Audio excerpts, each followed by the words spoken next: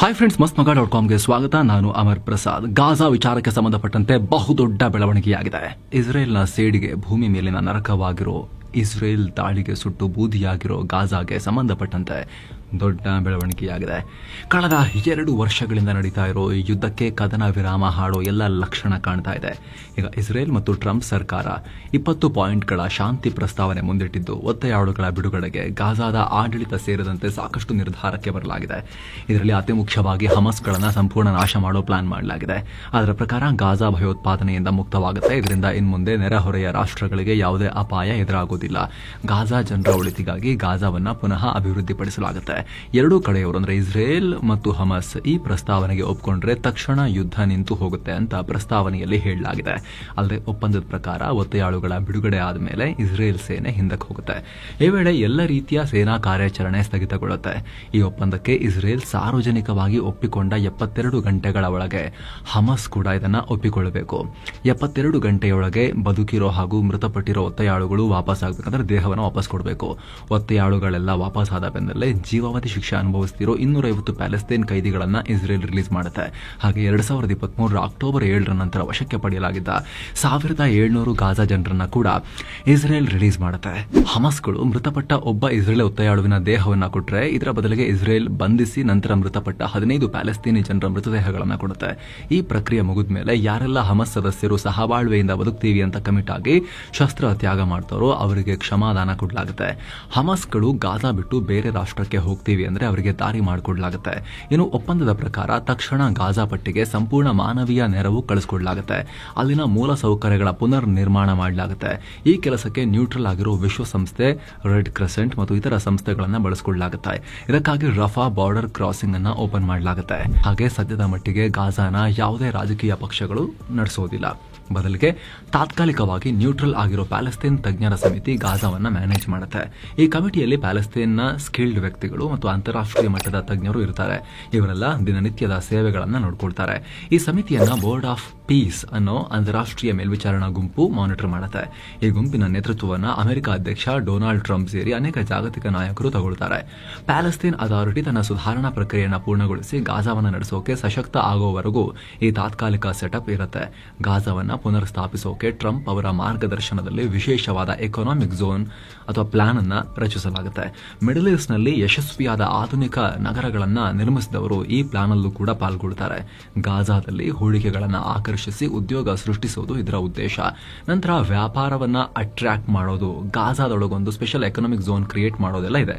ಏನೋ ಒಪ್ಪಂದದ ಪ್ರಕಾರ ಯಾರನ್ನೂ ಗಾಜಾ ಬಿಟ್ಟು ಹೋಗುವಂತೆ ಫೋರ್ಸ್ ಮಾಡೋಕ್ಕಾಗಲ್ಲ.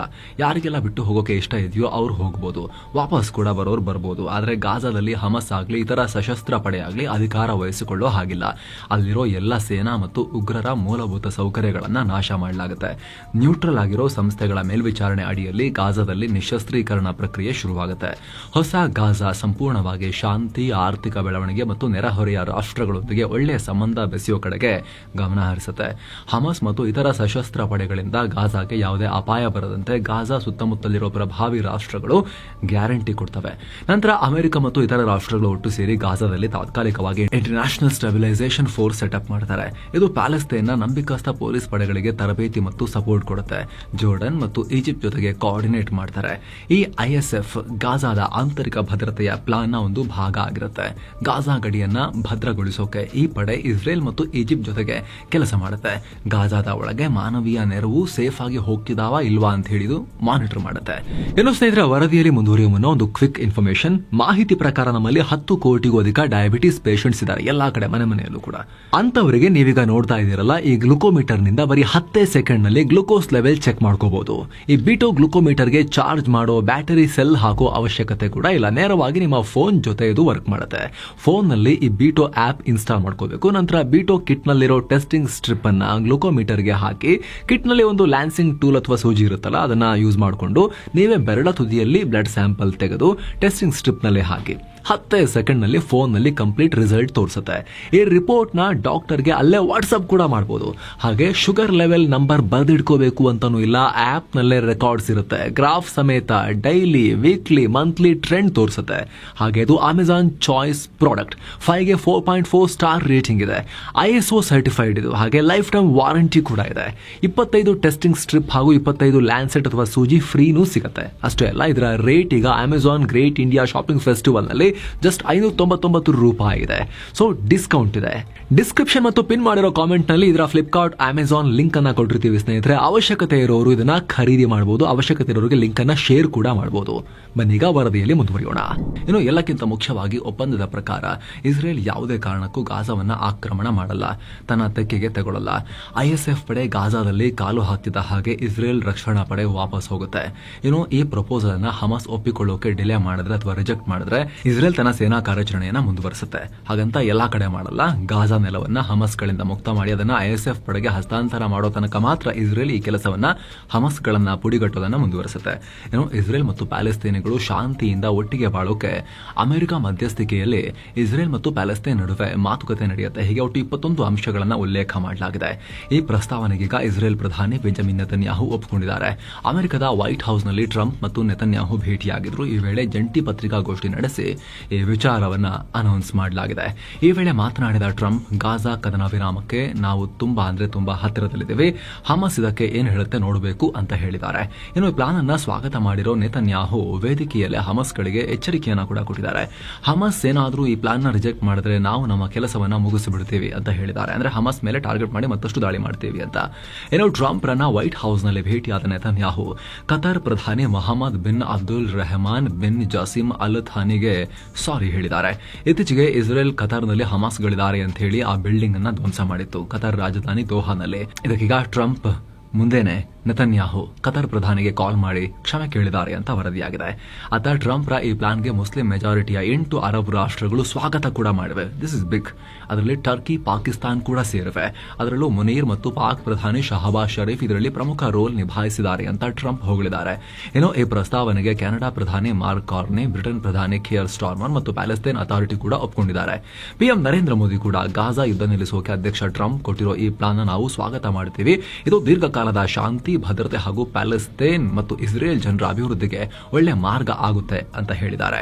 ಈ ಮೂಲಕ 2ನೇ ಮಹಾಯುದ್ಧದಲ್ಲಿ ಅಣುಬಾಂಬ್ ಹಾಕಿ ಜಪಾನನ್ನ ಪೂರ್ತಿ ಧ್ವಂಸಗೊಳಿಸಿ ಅಡ್ಡಡ್ಡ ಮಲಗಿಸಿ ಶರಣಾಗಿಸಿ ಆಮೇಲೆ ಅದರ ಪುನರ್ ನಿರ್ಮಾಣಕ್ಕೆ ಯಾವ ರೀತಿ ಅಮೆರಿಕ ಮತ್ತು ಮಿತ್ರರು ಹೆಲ್ಪ್ ಮಾಡಿದ್ರು, ಅವರ ಮಾರ್ಗದರ್ಶನ, ಅವರ ಸಹಾಯದಲ್ಲಿ ಜಪಾನ್ ಹೇಗೆ ಸೂಪರ್ ಪವರ್ ಆಗಿ ಬೆಳೆಯುತ್ತೋ ಹೆಚ್ಚು ಕಮ್ಮಿ ಅದೇ ರೀತಿ ಗಾಜಾವನ್ನ ಪೂರ್ತಿ ಪುಡಿಗಟ್ಟಿ ಆಗಿದೆ. ಈಗ ಇಸ್ರೇಲ್ ಮತ್ತು ಅಮೆರಿಕ ಸೇರ್ಕೊಂಡು ನೆಕ್ಸ್ಟ್ ಅದರ ಪುನರ್ ನಿರ್ಮಾಣ ನಾವೇ ಮಾಡ್ತೀವಿ, ನಾವೇ ಹೆಲ್ಪ್ ಮಾಡ್ತೀವಿ, ಮಾಡರ್ನ್ ಗಾಜಾ ಆಗುತ್ತೆ.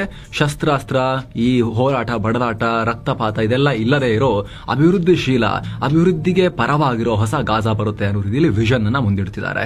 ಆದ್ರೆ ಅಗೇನ್ ಹಮಾಸ್ ಇದನ್ನ ಯಾವ ರೀತಿ ತಗೊಳುತ್ತೆ, ಅವ್ರದನ್ನ ಒಪ್ಕೊಳ್ತಾರ, ಶಸ್ತ್ರ ತ್ಯಾಗ ಮಾಡಿ ಮೇನ್ ಸ್ಟ್ರೀಮಿಗೆ ಬರೋಕೆ ರೆಡಿ ಇದಾರಾ, ಅಥವಾ ಫೈಟ್ ಕಂಟಿನ್ಯೂ ಮಾಡ್ತೀವಿ ಅಂತ ಹೇಳ್ತಾರ? ಅವ್ರು ಫೈಟ್ ಕಂಟಿನ್ಯೂ ಮಾಡ್ತೀವಿ ಅಂತ ಹೇಳಿದ್ರೆ ಇಸ್ರೇಲ್ ಮತ್ತೆ ದಾಳಿಯನ್ನು ಮುಂದುವರಿಸ್ತೀವಿ ಅಂತ ಹೇಳಿದೆಯಲ್ಲ, ಸೊ ಮತ್ತೆ ಎಲ್ಲ ಎಲ್ಲಿಂದ ಶುರುವಾಗಿತ್ತು ಅಲ್ಲಿಗೆ ವಾಪಸ್ ಹೋಗ್ಬಿಡುತ್ತಾ ಅನ್ನೋ ಪ್ರಶ್ನೆಗಳು ಈಗ ಉಳ್ಕೊಂಡಿವೆ. ಆದ್ರೆ ನಿಮ್ಮ ಗಮನಕ್ಕಿರಲಿ ಸ್ನೇಹಿತರೆ, ಅರಬ್ ರಾಷ್ಟ್ರಗಳು, ಪಾಕಿಸ್ತಾನ ಸೇರಿ 8 ಮುಸ್ಲಿಂ ರಾಷ್ಟ್ರಗಳು ಇದನ್ನ ವೆಲ್ಕಮ್ ಮಾಡ್ತೀವಿ ಅಂತ ಹೇಳಿದ್ದಾರೆ. ಭಾರತವು ಕೂಡ ಅದನ್ನು ಸ್ವಾಗತ ಮಾಡ್ತೀವಿ ಅಂತ ಹೇಳಿದ್ದಾರೆ. ಅಮೆರಿಕ ಮತ್ತು ಮಿತ್ರರು ಕೂಡ ಸ್ವಾಗತ ಮಾಡ್ತೀವಿ ಅಂತ ಹೇಳಿದ್ದಾರೆ. ಪ್ಯಾಲೆಸ್ತೈನ್ ಅಥಾರಿಟಿ ಕೂಡ ಸ್ವಾಗತ ಮಾಡ್ತೀವಿ ಅಂತ ಹೇಳಿದೆ. ಸೊ ಎಲ್ಲರೂ ಈ ರೀತಿ ಸ್ವಾಗತ ಮಾಡ್ತೀವಿ ಅಂತ ಹೇಳ್ತಿರ್ಬೇಕಾದ್ರೆ ಹಮಾಸ್ ಮುಂದೆ ಜಾಸ್ತಿ ಆಪ್ಷನ್ ಇಲ್ಲ. ಹಮಾಸ್ನ ಟಾಪ್ ತಲೆಗಳನ್ನೆಲ್ಲ ಇಸ್ರೇಲ್ ಈಗ ಉರುಳಿಸಿ ಆಗಿದೆ, ಅವರನ್ನ ಕ್ರಶ್ ಮಾಡಿ ಆಗಿದೆ. ಅಳಿದುಳಿದ ಸಂಖ್ಯೆಯಲ್ಲಿ ಮಾತ್ರ ಇದ್ದಾರೆ. ಹಾಗಾಗಿ ಬಹುತೇಕ ಈ ಪ್ಲಾನ್ ಅನ್ನ ಜಾರಿ ಮಾಡೋ ಸಾಧ್ಯತೆ ಹೆಚ್ಚಾಗಿ ಈಗ ಕಾಣಿಸ್ತಾ ಇದೆ. ಏನ್ ಆಪ್ಷನ್ ಇದೆ ಹಮಾಸ್ ಬಳಿ ಈಗ? ಅವರೇನಾದ್ರೂ ಇಲ್ಲ ಹಂಗೆ ಅಂತ ಹೇಳಿದ್ರೆ ಮತ್ತೆ ದಾಳಿ ಕಂಟಿನ್ಯೂ ಮಾಡ್ತಾರೆ ಅಷ್ಟೇ. ಇನ್ನೊಂದು ಸ್ವಲ್ಪ ಹೊತ್ತು ಮುಂದುವರಿಬಹುದು, ಹಮಾಸ್ ಅನ್ನ ಪೂರ್ತಿ ನಾಶ ಮಾಡೋ ತನಕ. ಗಾಜಾ ಜನರು ಕೂಡ ಈಗ ಅಗೇನ್ ಹಮಾಸ್ಗೆ ಸಪೋರ್ಟ್ ಮಾಡೋದು ಕಷ್ಟ ಇಂಥ ಒಂದು ಆಫರ್ ಅನ್ನ ಬಿಟ್ಟು. ಅದು ಕೂಡ ಎಲ್ಲ ಅರಬ್ ರಾಷ್ಟ್ರಗಳು, ಪಾಕಿಸ್ತಾನದಂತ ಮುಸ್ಲಿಂ ರಾಷ್ಟ್ರಗಳು, ಇಡೀ ಜಗತ್ತು ಅಕ್ಸೆಪ್ಟ್ ಮಾಡಿರೋ ಈ ಪ್ಲಾನ್ ಅನ್ನ ಹಮಾಸ್ ಒಪ್ಪಿಲ್ಲ ಅಂದ್ರೆ ಗಾಜಾದ ಜನರು ಹಮಾಸ್ ಅನ್ನ ಸಪೋರ್ಟ್ ಮಾಡೋದು ಕಷ್ಟ ಮುಂಚಿನ ತರ. ಹಾಗಾಗಿ ಬಹುತೇಕ ಪ್ಲಾನ್ ಅಕ್ಸೆಪ್ಟ್ ಆಗಬಹುದು ಅನ್ನೋ ನಿರೀಕ್ಷೆ ಇದೆ. ನೋಡ್ಬೇಕು ಅಳಿದುಳಿದ ಹಮಾಸ್ಗಳು ಯಾವ ರೀತಿ ಪ್ರತಿಕ್ರಿಯೆ ಕೊಡ್ತಾರೆ ಅಂತ. ನಿಮ್ಮ ಗಮನಕ್ಕಿರಲಿ ಸ್ನೇಹಿತರೆ, ಅಗೇನ್ ರಿಕ್ಯಾಪ್ ಮಾಡ್ತಾ ಇದ್ದೀವಿ. ಇದು ಇಸ್ರೇಲ್, ನೀವು ಸ್ಕ್ರೀನ್ ಮೇಲೆ ನೋಡ್ತಿರೋದು ಇಸ್ರೇಲ್, ಇದು ವೆಸ್ಟ್ ಬ್ಯಾಂಕ್, ಇದು Gaza. West bank plus Gaza ಇವೆರಡು ಸೇರಿ ಪ್ಯಾಲೆಸ್ತೇನ್ ಅನ್ನೋ ಪ್ರದೇಶ. ಆ ಕಡೆ ಒಂದು ತುಂಡು, ಈ ಕಡೆ ಒಂದು ತುಂಡಿದೆ. ಇದರಲ್ಲಿ ವೆಸ್ಟ್ ಬ್ಯಾಂಕ್ ನಲ್ಲಿ ಪ್ಯಾಲೆಸ್ತೇನ್ ಅಥಾರಿಟಿ, ಇಡೀ ಜಗತ್ತಿನ ಹೆಚ್ಚಿನವರು ಅಕ್ಸೆಪ್ಟ್ ಮಾಡ್ಕೊಳ್ಳೋ ಪ್ಯಾಲೆಸ್ತೇನ್ ಅಥಾರಿಟಿಯ ಆಡಳಿತ ಇರೋದು. ಅಲ್ಲೂ ಕೂಡ ಇಸ್ರೇಲ್ ಅದನ್ನು ಕರಗಿಸ್ತಾ ಬರ್ತಾ ಇದೆ, ಬಟ್ ಒಂದ್ ಮಟ್ಟಿಗೆ ಅಲ್ಲಿ ಉಳ್ಕೊಂಡಿರೋದು ಅವರು. ಆದ್ರೆ ಈ ಗಾಜಾವನ್ನ ಹಮಾಸ್ ಅನ್ನೋ ರೆಬೆಲ್ ಗುಂಪು ಅಥವಾ ಕೆಲವರ ಪಾಲಿನ ಉಗ್ರ ಗುಂಪು ಕಂಟ್ರೋಲ್ ಮಾಡ್ತಾ ಇದೆ ಇತ್ತೀಚಿನ ವರ್ಷಗಳಲ್ಲಿ. ಅವರು ಅವಾಗವಾಗ ಇಸ್ರೇಲ್ ಮೇಲೆ ದಾಳಿ ಮಾಡ್ತಾನೆ ಬರ್ತಾ ಇದ್ದಾರೆ. ಅದರಿಂದ ಇಸ್ರೇಲ್ ಮತ್ತು ಪ್ಯಾಲೆಸ್ತೈನ್ ನಡುವೆ ಅಥವಾ ಗಾಜಾ ನಡುವೆ ನಿರಂತರವಾದ ಕದನ ನಡೀತಿರೋದು. ಈಗ ಲೇಟೆಸ್ಟ್ ಹಮಾಸ್ ಅಟ್ಯಾಕ್ ಬಳಿಕ ಇಸ್ರೇಲ್ ಇಲ್ಲಿ ದೊಡ್ಡ ಪ್ರಮಾಣದ ಮಿಲಿಟರಿ ಕಾರ್ಯಾಚರಣೆ ಮಾಡಿ ವರ್ಷಗಳಿಂದ ಹೊಡೆದು ಗಾಜಾ ಪಟ್ಟಿಯನ್ನ ಇಡೀ ಸ್ಟ್ರಿಪ್ ಅನ್ನ ಕಂಪ್ಲೀಟ್ ಧ್ವಂಸ ಮಾಡಿ ಹಾಕಿದೆ. ಹಮಾಸ್ಗಳನ್ನ ಆಲ್ಮೋಸ್ಟ್ ಮುಗಿಸಿದೆ. ಈಗ ಯುದ್ಧವನ್ನು ಎಂಡ್ ಮಾಡೋಕೆ ಟ್ರಂಪ್, ಇಸ್ರೇಲ್ ಸೇರಿಕೊಂಡು ಈ ಪ್ಲಾನ್ ಅನ್ನು ಮುಂದಕ್ಕೆ ತಂದಿದ್ದಾರೆ. ಬಹುತೇಕ ಅರಬ್ ರಾಷ್ಟ್ರಗಳು, ಮುಸ್ಲಿಂ ಮೆಜಾರಿಟಿ ರಾಷ್ಟ್ರಗಳು, ಪಾಕಿಸ್ತಾನದಂತಹ ರಾಷ್ಟ್ರ, ಭಾರತ, ಅಮೆರಿಕ, ಇಸ್ರೇಲ್, ಇಸ್ರೇಲ್ ಅಮೆರಿಕದ ಮಿತ್ರರು ಎಲ್ಲರೂ ಕೂಡ ವೆಲ್ಕಮ್ ಮಾಡ್ತಿದ್ದಾರೆ. ಈಗ ನೋಡಬೇಕು ಅಳಿದುಳಿದ ಹಮಸ್ಗಳ ಉತ್ತರ ಇದಕ್ಕೆ ಏನು ಬರುತ್ತೆ ಅಂತ ಹೇಳಿ.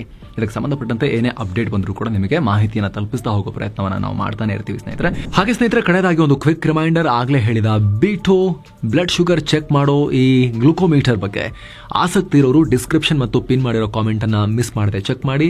ಅವಶ್ಯಕತೆ ಇರೋರಿಗೆ ಆ ಲಿಂಕ್ ಅನ್ನ ಶೇರ್ ಕೂಡ ಮಾಡಬಹುದು ಈ ಗ್ಲೂಕೋಮೀಟರ್ ಅನ್ನ ಖರೀದಿ ಮಾಡೋಕೆ. Thank you so much. ಮತ್ತೆ ಭೇಟಿ ಆಗ್ತಿರೋಣ. ನೀವು ಇನ್ನೂ ಕೂಡ ಸಬ್ಸ್ಕ್ರೈಬ್ ಮಾಡಿಲ್ಲ, ದಯವಿಟ್ಟು ಸಬ್ಸ್ಕ್ರೈಬ್ ಮಾಡಿ, ಪಕ್ಕದ ಬೆಲ್ ಐಕಾನ್ ಮೇಲೆ ಕ್ಲಿಕ್ ಮಾಡೋದನ್ನ ಯಾವುದೇ ಕಾರಣಕ್ಕೂ ಮರಿಬೇಡಿ. Thank you so much. ನಮಸ್ತೆ.